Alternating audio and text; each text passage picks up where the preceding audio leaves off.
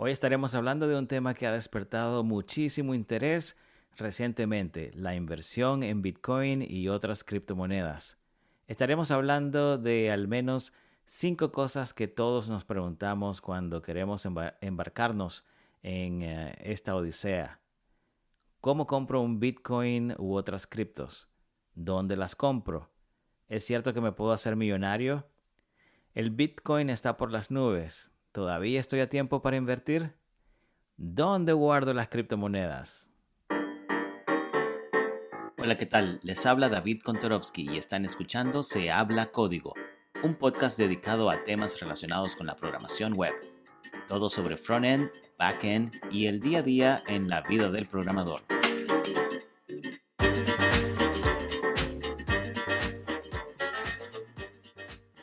Primero, como decimos en el norte, vamos a encargarnos del elefante en el salón. Como ingeniero de software, ¿para qué quiero saber sobre inversiones en Bitcoin o criptomonedas? Bueno, es una buena pregunta.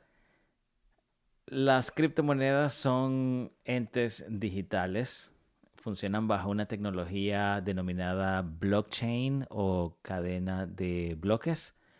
Esta cadena de bloques es la base de muchos proyectos y tecnologías que se están desarrollando y van a constituir lo que se denomina la Web 3.0. Uno de los proyectos emergentes que más está tomando tracción son las aplicaciones de finanzas descentralizadas que dan acceso a productos financieros que muchas personas ni siquiera tienen acceso a un banco en algunas partes del mundo, y esto les va a proporcionar una nueva opción que hasta ahora no tenían. Con estas aplicaciones de finanzas descentralizadas, algo muy novedoso es que las personas pueden tomar préstamos, pero también pueden otorgar préstamos. Y otra aplicación muy importante que se ha venido desarrollando y es muy común es el envío de dinero de un país a otro. Con estas aplicaciones lo pueden hacer de manera muy eficaz, muy rápido y a un costo muy bajo. Estas son solo algunas razones, y como ingenieros, si no nos interesa invertir, al menos nos debe interesar saber cómo funciona toda esta tecnología, porque si queremos participar en el desarrollo de todas estas nuevas aplicaciones, lo mejor es saber, tener una idea general de cómo funcionan, quiénes se benefician, es decir, quiénes son los participantes, los actores. Ok, ahora sí, vamos con nuestro tema principal y vamos a responder a esas 5 preguntas que nos hacemos al invertir o pensar en invertir en criptomonedas. La primera, ¿cómo compro Bitcoin u otras criptos? Además del Bitcoin existen muchísimas otras monedas, criptomonedas. Existe una lista muy numerosa, son miles. Estamos hablando de 3, 4, 5 mil o más proyectos que emiten sus propias criptomonedas, y la gente pues decide invertir en estos proyectos comprando y vendiendo las criptomonedas. Existen sitios como CoinMarketCap o como CoinGecko, donde ustedes pueden ver un listado de todas estas criptomonedas que están disponibles, y ahí van a encontrar información de los proyectos, gráficas que muestran el desempeño del proyecto en un periodo de tiempo determinado, si el precio subió, bajó.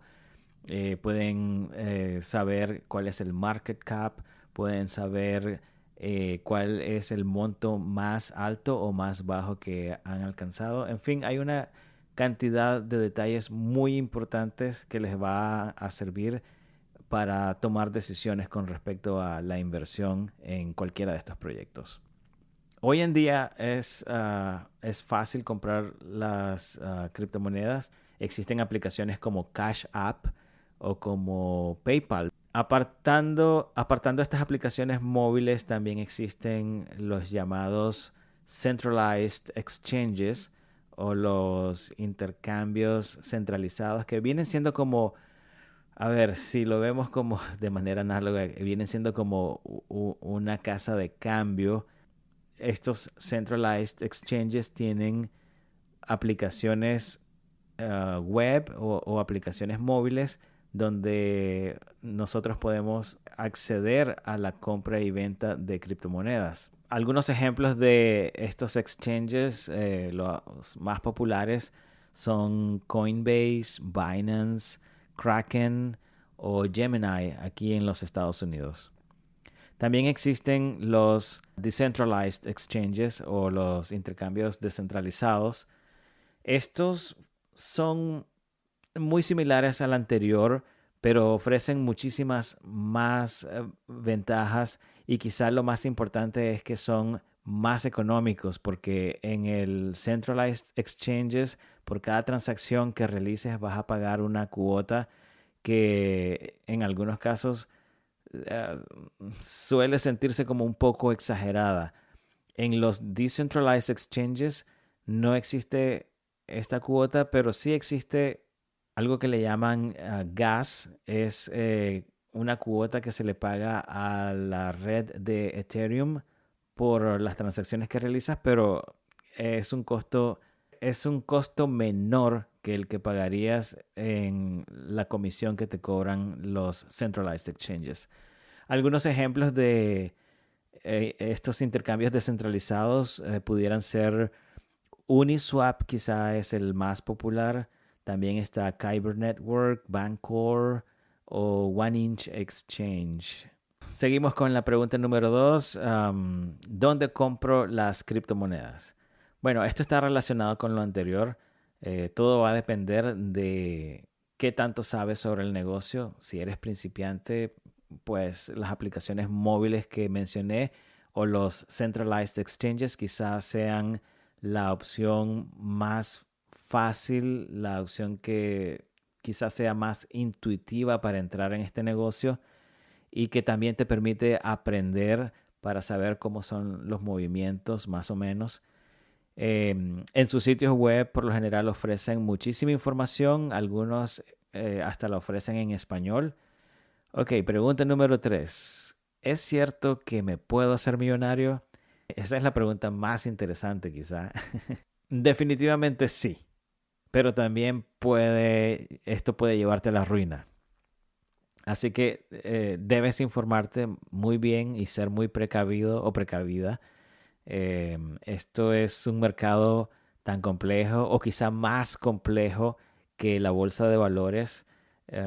Por lo menos en la bolsa de valores existen leyes. En el mercado de las criptomonedas no existe una regulación similar a la que existe en la bolsa de valores y esto lo hace un poco más peligroso en el sentido de que si no investigas bien, si no tomas buenas decisiones en base a tu investigación, pudieras perder tu dinero y se te pudiera hacer difícil recibir alguna ayuda por parte de las autoridades.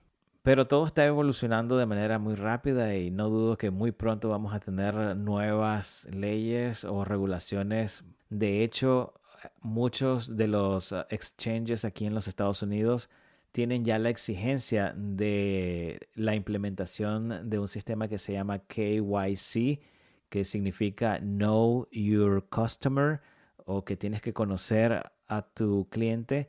Esto no es más que un tipo de verificación donde tú como usuario de un determinado exchange tienes que proveer documentación necesaria para probar quién eres.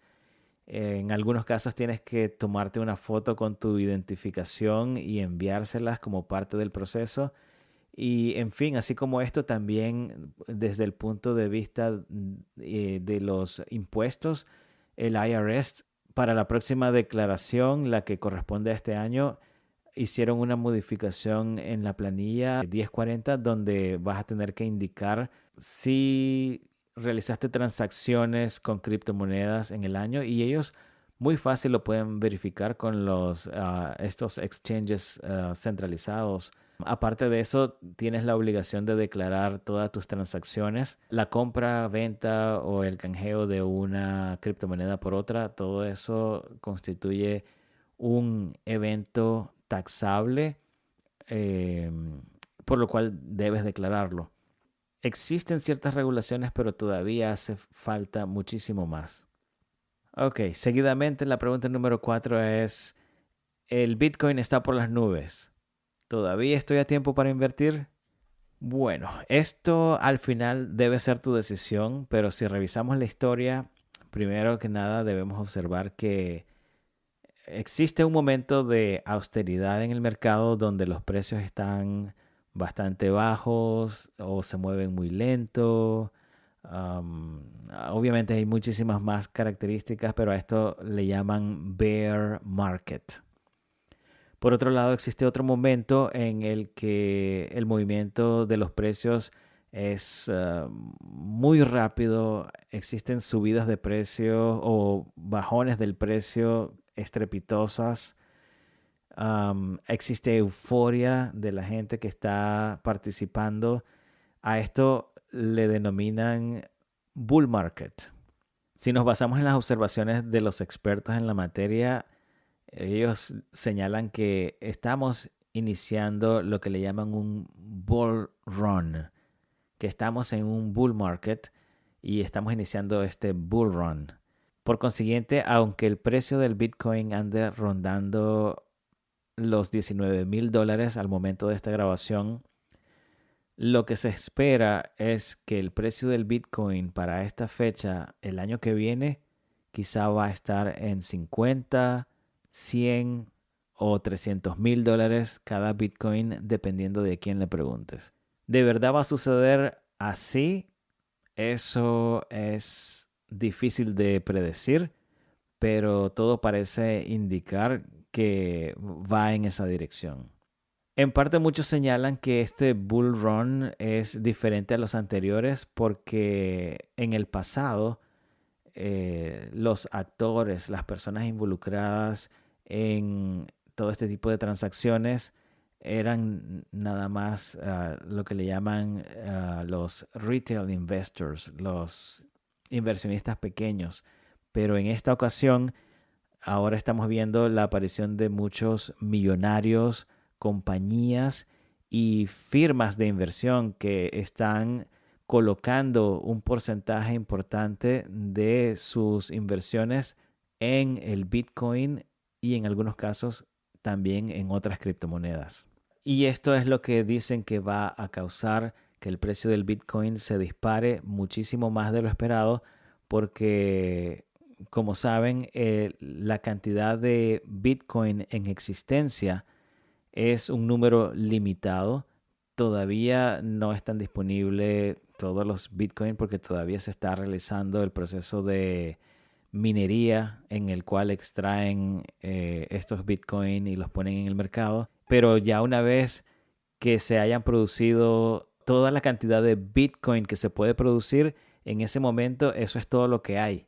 El precio va a depender de la oferta y la demanda y lo que estamos viendo es que también debido a la inflación, debido a la impresión del dinero, no solamente en los Estados Unidos, sino también en todos los países del mundo que se han visto afectados por la pandemia, pues esto y muchísimos otros factores van a tener cierta incidencia en el precio del Bitcoin. Si revisamos la historia del más reciente bull run, que fue el del 2017, podemos ver que el precio del Bitcoin en enero del 2017 andaba rondando los $900. Y ya para diciembre de ese año, el precio llegó a su nivel más alto, muy cercano a los $20,000. En el caso de Ethereum, Ethereum también tuvo algo similar con el precio y es que en enero el precio andaba rondando los $8 y para final de año andaba rondando los 700 y en enero del 2018 se disparó a su nivel más alto a los 1400.